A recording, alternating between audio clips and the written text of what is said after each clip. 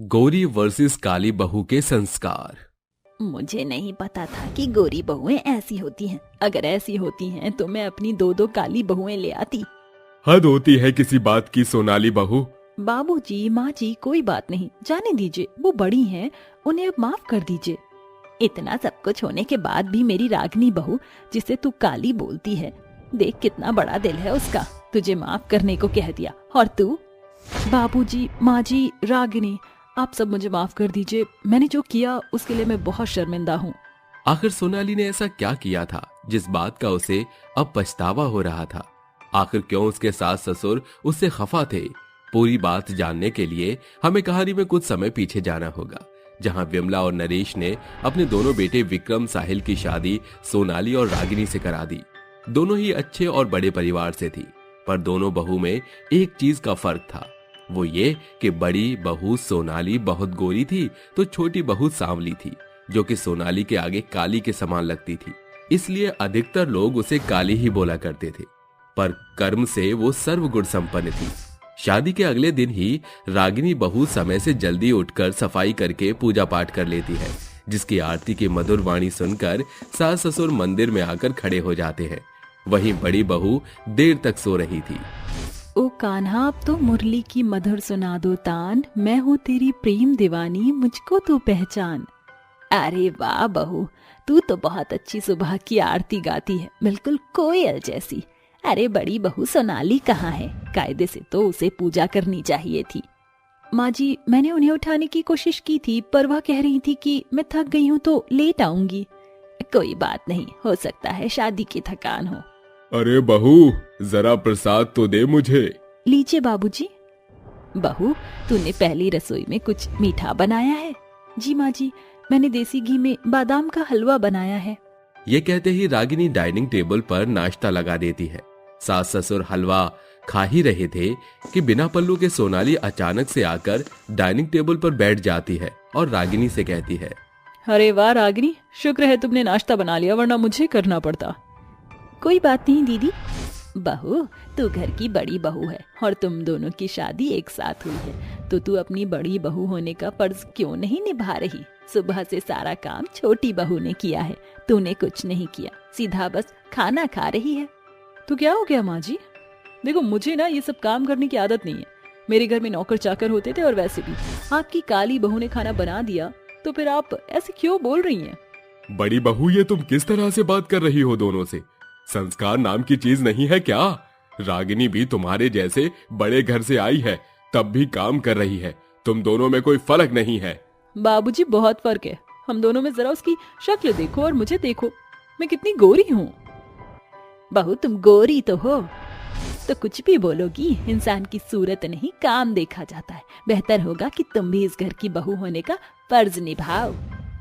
Okay okay माँ जी, बाबूजी। कोई बात नहीं माँ जी, बाबूजी, आप सभी नाश्ता कर लीजिए। इस तरह सभी खाना खा लेते हैं। अगले दिन फिर से सोनाली लेट उठती है, और जब तक रागिनी बहुत सारा काम निपटा लेती है और खाना सोनाली बनाकर लाती है, जिसे खाकर सास ससुर कहते हैं, अरे छी, ये क्या खाना बनाया है बड़ी बहू तूने? खाने में इतना नमक क्यों डाला है?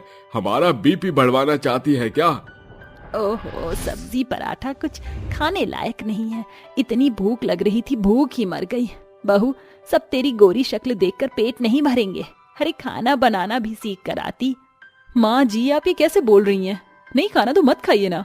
माँ जी, बाबूजी, आप परेशान मत होइए, मैं आपके लिए खाना बना लेती हूँ, बस 5 मिनट दीजिए। इतनी जल्दी कैसे बनाएगी बहू? माँ जी, दीदी की बनाई रोटी से आप देखना मैं कितना अच्छा खाना बनाकर लाऊंगी।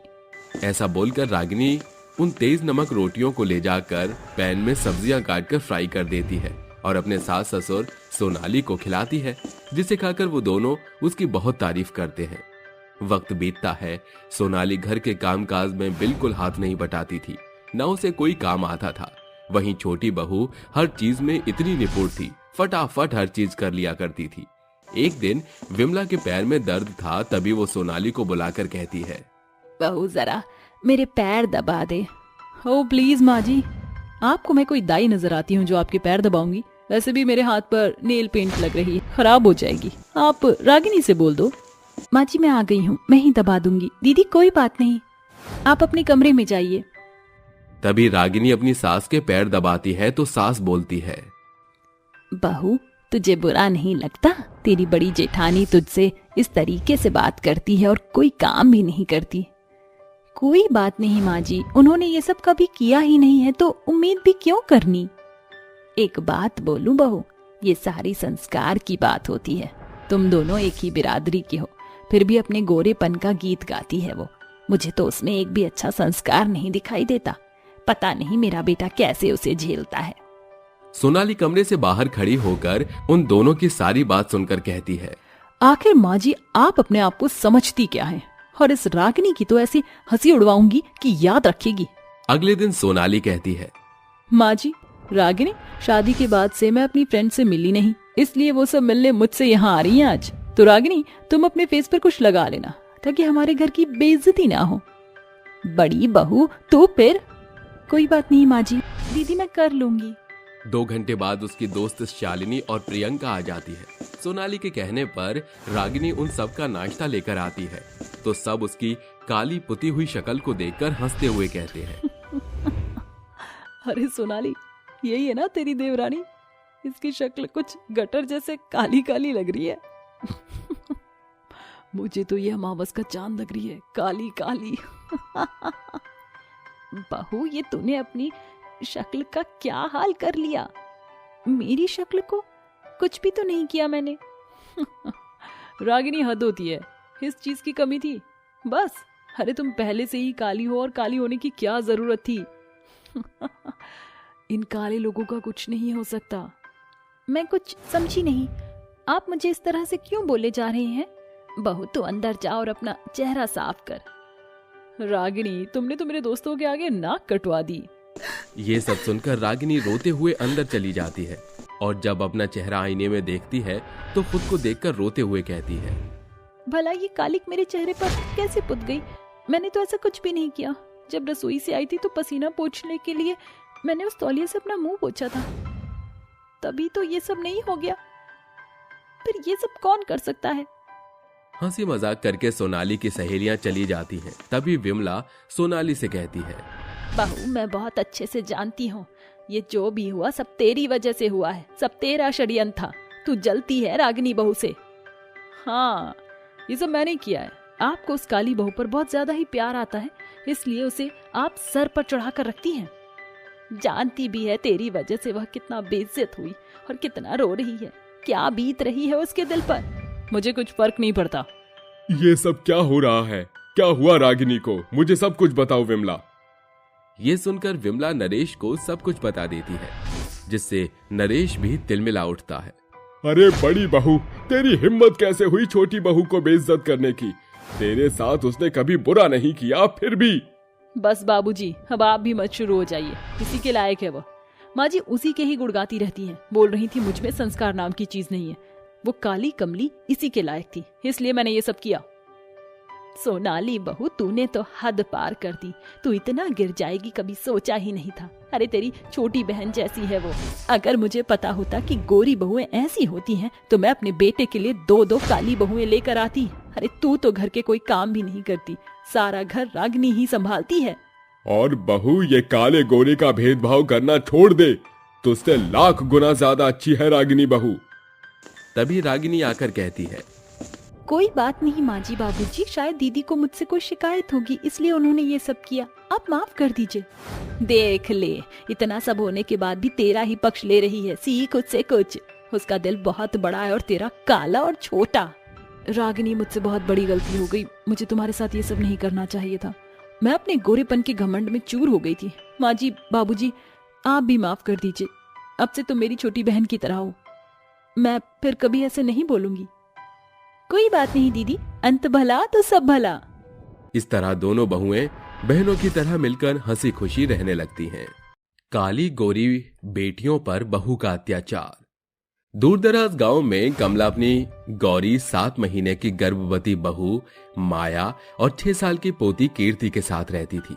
कीर्ति के काली होने के कारण माया उससे बहुत नफरत करती थी। स्कूल से आकर जब वो घर में घुस रही थी तो पड़ोसी रमा और उसका पौधा गौरव कहता है, अरे देखो तो, गौरी बहू की काली बेटी जा रही है। माँ तो रसगुल्ले जैसी सफेद है और तू ये काला गुलाब जामुन निकली। दादी, हो सकता है इसकी मम्मी ने इसे हॉस्पिटल में काला कर दिया।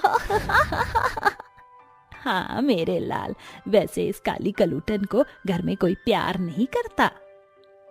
आंटी और गौरव, तू भी, आप दोनों मुझसे इस तरीके से बात नहीं कर सकते। मैं काली हूँ तो क्या हुआ? काली लोगों की जिंदगी नहीं होती है क्या? अरे अरे देख, छोटी सी मुर्गी की जुबान बाहर निकल कर आ रही है। अपनी माँ को देखकर कीर्ति कहती है, माँ, माँ देखो ना, ये लोग मुझे कैसे बोल रहे हैं, मुझे काला बोल रहे हैं।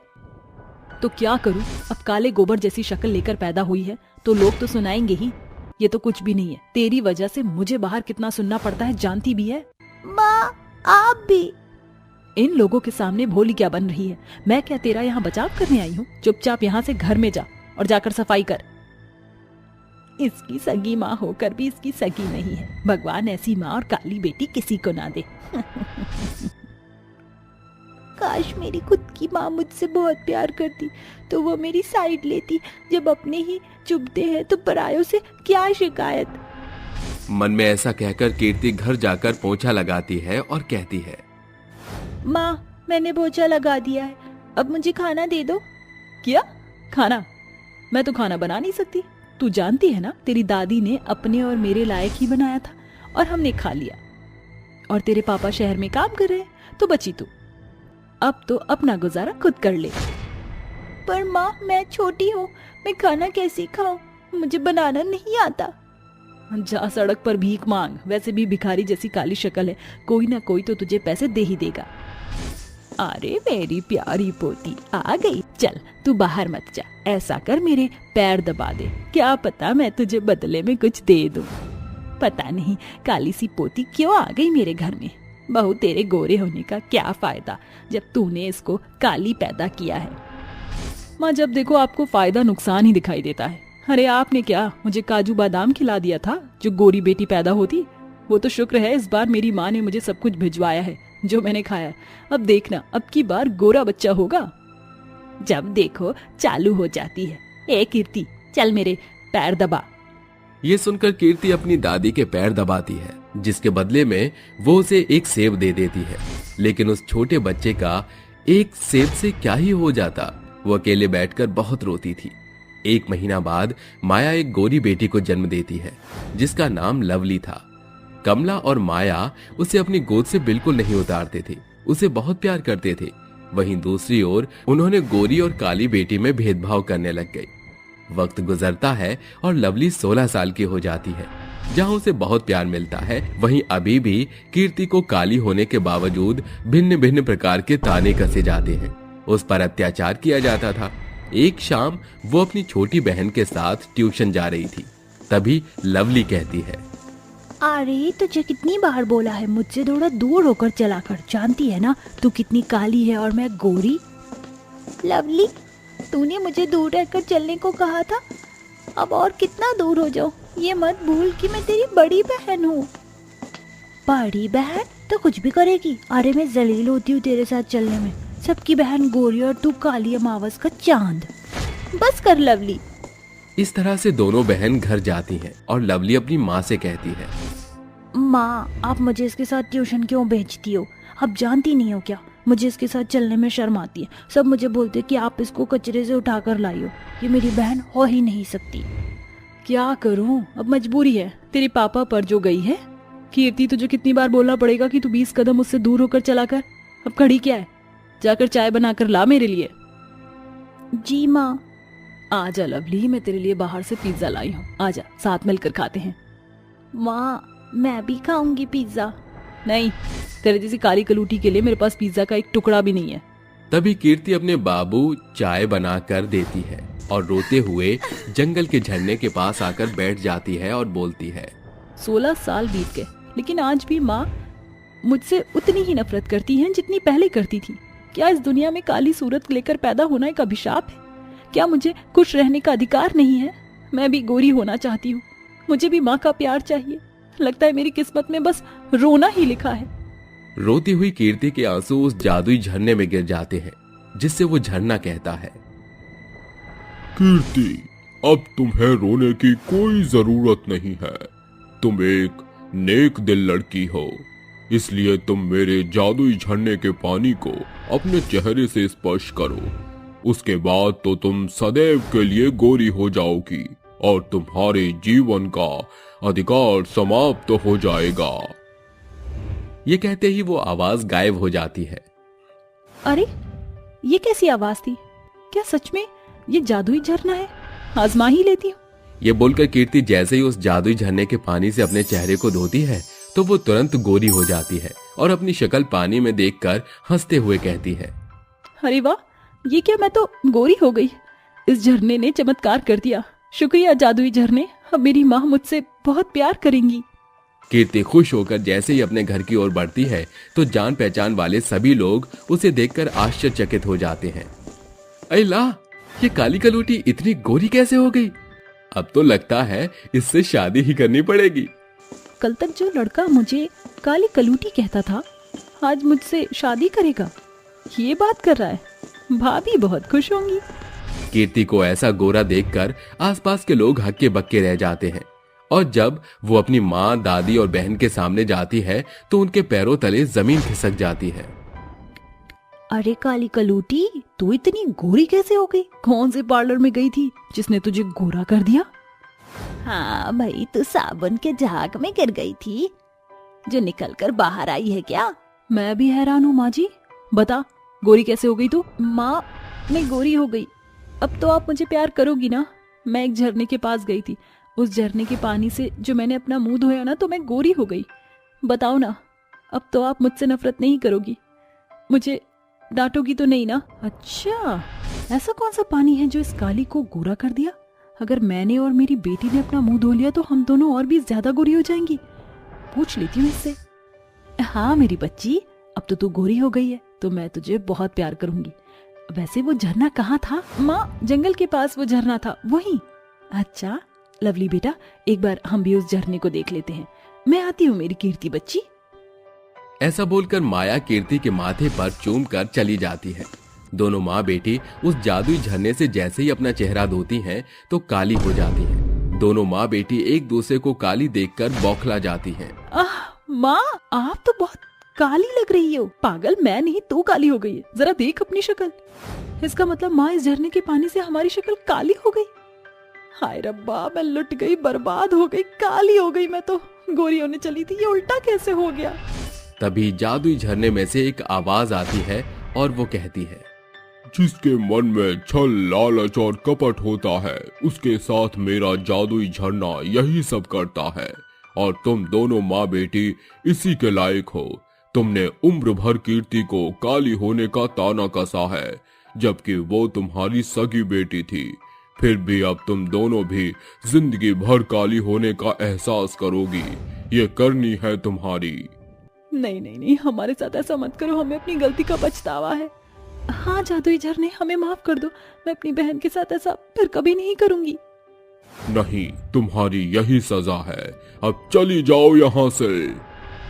इस तरह दोनों माँ बेटी को अपने किए कर्मों की सजा मिल जाती है, जिसके बाद वो कीर्ति को उसके बचपन का प्यार लौटाती हैं और सुधर जाती हैं, पर काले चेहरे के साथ जिंदगी बिताती हैं।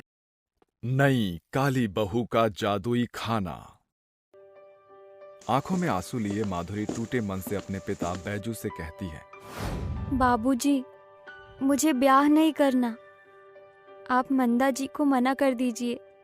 मगर क्यों बिटिया, तू तो भली भांति जानती है कि हम इस गरीबी में कैसे बदतर दिन काट रहे हैं। ऊपर से तेरा ये श्यामला रंग तेरी शादी ब्याह में अड़चन बनता आया है। हर हित पाहुन तेरे काले रंग का ठट्ठा उड़ाकर तुझे ठुकरा कर चल देते हैं। इस बार ईश्वर की दया से इतना सुनहरा रईस रिश्ता मिला है, फिर दहेज के दाम में उन्होंने एक आना भी नहीं मांगा। फिर तू ब्याह करना क्यों नहीं चाहती बेटा? क्योंकि बाबूजी, लाख कोशिश के बावजूद मैं चाहकर भी जायकेदार खाना नहीं बना पा रही हूँ। कभी रोटी टेढ़ी मेढ़ी हो जाती है, तो कभी दाल जल जाती है, तो कभी सब्जी नमक मसाले के मारे माहुर हो जाती है। इसके चलते शादी के बाद मेरी सास मुझे बेढंगी बहू का ताना बाना देगी। माधुरी बेटी, इतनी बेचैन ना हो। अभी तो तेरे ब्याह में महीना भर की देरी है। तब तक तू सीख जाएगी। तेरे बाबूजी को पूरा यकीन है तुझ पे। बैजू की बात सुनकर माधुरी खाना बनाने की कोशिश में लग जाती है। इस बीच महीने भर का मंजर खत्म हो जाता है और शादी का दिन आता है। माधुरी की शादी मंदा के बेटे अवधेश से हो जाती है। यहाँ से शुरू होता है काली नई बहू के ससुराल का सफर। रिपना बहू घर की रीत रिवाज के हिसाब से घर की बड़ी बहू छोटी बहू का स्वागत करती है। आगे बढ़कर बहू का स्वागत करो। यही दिन देखना बाकी रह गया था कि मैं अपने सुंदर हाथों से अपनी काली देवरानी का स्वागत करूं। आइए देवरानी जी, ससुराल में आपका स्वागत है। जी जेठानी जी। कुछ देर बाद माधुरी बहू, सभी रस्म खत्म हो चुकी है। तू भी जाकर आराम कर ले। कल तेरी पहली रसोई की रस्म है। सवेरे उठना होगा। जी माँ जी। पहली रसोई की रस्म के मारे बेचारी काली बहू सारी रात बदरा की ओर ताकती हुई बिहान कर देती है। सवेरा हो चुका है। आज मेरी पहली रसोई है। जल्दी से झाड़ बहार करके नहा लेती हूँ। माधुरी समय से सारा काम निपटा कर रसोई घर में हाजिर हो जाती है। तभी उसकी सास कहती है, सुन बहू, आज तू खाने में कचौरी छोले और खीर बना दे और मेरे लिए बस सादी रोटी और दाल बना देना। इसके बाद मंदा खाने की मेज पर जाकर बैठ जाती है और रिपना कहती है, क्या बात है देवरानी जी, माँ जी की फरमाइश सुनकर आपका चेहरा फीका क्यों पड़ गया? जेठानी जी, मुझे नमक मिर्च का अंदाज मालूम नहीं। समझ नहीं आ रहा इतना सब कुछ कैसे बनाऊंगी। बस इतनी सी बात। एक काम करो, कुकर में छोले उबालने को बिठा दो। 10-12 सीटी में उबल जाएगा। और कचौड़ी के मैदे में नमक ज्यादा डालना। मैदे में खपत ज्यादा होती है। काली बहू की कमी का फायदा उठाकर रिपना जानबूझकर उसका खाना खराब करने के लिए उलूल जुलूल तरीका बताती है। माधुरी उसी हिसाब से खाना पकाकर सभी के बीच परोसती है। अब आएगा मजा। माँ जी, शुरू कीजिए। मंदा बारी बारी से काली बहू के बनाए खाने को चखने लगती है और फिर, आथू, बेड़ा गर्ग हो तेरा। अरे ये खाना बनाया है या खिलवाड़ किया है? सारे छोले तरी में घुल मिल गए हैं। उस पर से नमक के मारे माहूर है। रोटी और कचौड़ी एकदम आड़ी टेढ़ी बनाई है। खीर तो एकदम बकबकी लग रही है। मेरी ही मति मारी गई थी जो मैं ऐसी बहू ले आई, जो ना रूप की धनी है ना गुड़ की भरी है। सास की जली कटी बातें सुनकर बेचारी बहू फफक फफक कर रोते हुए रसोई घर में आकर कहती है, हे माँ अन्नपूर्णा, मेरे अथक प्रयास के बावजूद भी मेरे हाथों से अच्छा खाना क्यों नहीं पक पाता? अचानक माँ अन्नपूर्णा काली बहू की नजरों के साझे प्रकट होती है, जिन्हें देखकर माधुरी कहती है, हे देवी, आप कौन हैं? माधुरी, मैं माँ अन्नपूर्णा हूँ। जो टूटे पीसे मन से माँ अन्नपूर्णा को पुकारता है तो मुझे आना ही पड़ता है। माँ अन्नपूर्णा, मैं क्या करूँ? अपने हाथों से जो भी खाना पकाती हूँ वो खराब बनता है। शायद मेरे कालेपन का परछावा पड़ने के कारण सब बिगड़ जाता है। कुछ करो माँ। शांत हो जाओ माधुरी, मैं तुम्हें वरदान देती हूँ कि मेरा नाम लेकर अब से तुम अपने हाथों से जो भी पकाओगी वो जादुई खाने में बदल जाएगा। मगर ध्यान रहे, ये राज कोई जानने ना पाए, वरना खाने से जादुई होने का असर टूट जाएगा। इसी के साथ माँ अन्नपूर्णा अंतर्ध्यान हो जाती है और इस शाम माधुरी माँ अन्नपूर्णा का नाम लेकर खाना पकाती है। जय माँ अन्नपूर्णा। इस जादुई खाने को खाकर माँ जी और मेरे बीच हुए सभी गिले शिकवे मिट जाएंगे। जैसे ही खाना बनकर तैयार होता है, एक रोशनी खाने में समा जाती है, जिसके साथ वो जायकेदार जादुई खाने में बदल जाता है। फिर माधुरी खाना मेज पर लगाती है। तभी रिपना बीच में तारीफबाजी करते हुए कहती है, अरे माधुरी, सवेरे माँ जी को अपना बेढंग खाना खिलाकर मन नहीं भरा, जो सांझ को फिर उनके मुंह का स्वाद बिगाड़ना चाहती हो? अरे ले जा अपना उलुल जुलुल खाना, इसे देखकर ही मेरी भूख मर गई है। माँ जी, मैंने बड़े प्यार से बनाया है ये सब, एक बार चख कर देखिए, एक बार चख कर देखिए मेरी खातिर। जैसे ही मंदा अपनी काली बहू के हाथों द्वारा बनाया गया जादुई खाना खाती है तो वो खुद को खाने की बड़ाई करने से रोक नहीं पाती। वाह बहू, मजा आ गया, क्या जायकेदार खाना बनाया है, मन खुश हो गया ये खाना खाकर। हाँ माधुरी, सचमुच क्या लाजवाब खाना बनाया है तुमने, तुम्हारे हाथों में तो जादू है। ये सुनकर माधुरी मुस्कुराते हुए मन ही मन कहती है, अब इन्हें क्या पता, जादू खाने में है। उस रोज के बाद काली बहू के हाथों बने जादुई खाने ने सभी का मन मोह लिया। अब तो हर दिन मंदा अपने मुंह से काली बहू के जादुई खाने की बड़ाई करते नहीं थकती। माधुरी बहू, जरा यहाँ तो आना। जी माँ जी, कहिए। वो आज सांझ मेरी कुछ सहेली तुझे देखने आ रही है, उनके लिए बढ़िया कुछ बना लेना। इसी के साथ माधुरी रसोई घर का रुख करती है। एक काम करती हूँ, मटर मशरूम की सब्जी और पालक पनीर के पकोड़े बना लेती हूँ, साथ में कचौड़ी कर दूंगी। माधुरी झटपट से खाना पका लेती है और कहती है, जय माँ अन्नपूर्णा, जल्दी से जादुई खाने में बदल जाओ। काली बहू के ऐसे कहते ही वो खाना जादुई खाने में बदल जाता है। तभी रिपना वहाँ आती है। माधुरी माँ जी की सहेली आ चुकी है, उन्हें पानी दे आओ। जी जेठानी जी। माधुरी के रसोई घर में जाते ही रिपना सब्जी में मिर्ची का डिब्बा उड़ेल देती है। इस बात से बेखबर माधुरी मेज पर खाना परोसती है। जादुई खाने का पहला निवाला खाकर मंदा की सहेली जमुना कहती है, मंदा, तेरी बहू के हाथों में तो साक्षात माँ अन्नपूर्णा का बसेरा है। इतना बेनजीर खाना बनाया है कि जी करता है उंगलियां चाट जाऊं। ये सुनकर रिपना कुड़कुड़ाने लगती है। ये कैसे मुमकिन हुआ? जमुना चाची के मुंह से धुआं निकलने की बजाय काली बहू के खाने की बड़ाई निकल रही है। कुछ तो ऐसा जरूर है जो ये काली कमली छुपा रही है। उस रोज से रिपना माधुरी पर नजर रखने लगती है। एक दिन माधुरी किचन में खाना बना रही थी, पर रिपना छुपकर माधुरी का ऐसा करता देख लेती है। उसे जादुई खाने का राज मालूम पड़ जाता है। रिपना अपनी सास को बुलाहट देती है। माँ जी, जरा जल्दी से रसोई में आइए। अरे क्या बात है रिपना बहू, इतनी गर्दिश क्यों मचा रखी है? माँ जी, देवरानी जी के हाथों बने भोजन का भेद खुल गया। आप जानती भी हैं, देवरानी जी जादुई खाना बनाती हैं, इसीलिए वो जायकेदार होता है। माँ अन्नपूर्णा ने इन्हें आशीर्वाद दिया है।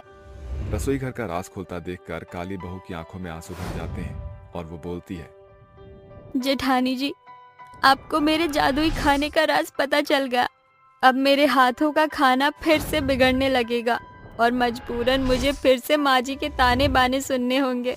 बेबस काली बहू के दिल में बसा बेढंगा खाने का खौफ देखकर मंदा का दिल भर आता है और वो कहती है, ना बहू, रो मत, अब तुझे तेरी सास खाना बनाना सिखाएगी, वो भी बिना ताने बाने के। ये सुनकर माधुरी के चितवन में बसा खाने का खौफ खुशी में बदल जाता है और आखिरकार काली बहू सास की आस पर खरी उतरती है, जिसके बाद काली बहू जादू पर नहीं बल्कि खुद पर निर्भर होकर लाजवाब खाना बनाने लगी थी।